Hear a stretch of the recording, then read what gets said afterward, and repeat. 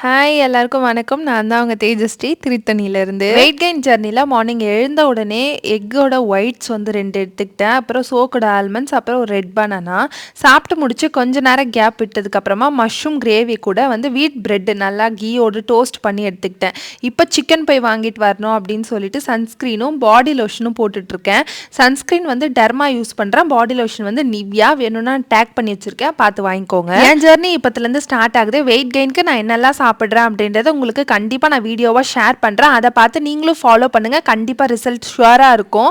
So rice வந்து வச்சுக்கிட்டு கொஞ்சம் மட்டன் குழம்பு, அதுக்கப்புறம் மஷ்ரூம் வந்தது, அதுதான் லஞ்சு சாப்பிட்டுக்கிட்டேன். நெக்ஸ்ட்டு நான் கடைக்கு போயிட்டு ஹெட் மசாஜ்லாம் பண்ணிவிட்டு வீட்டுக்கு வந்துட்டேன். அவகாடோ வாங்கிட்டு வந்திருந்தேன்.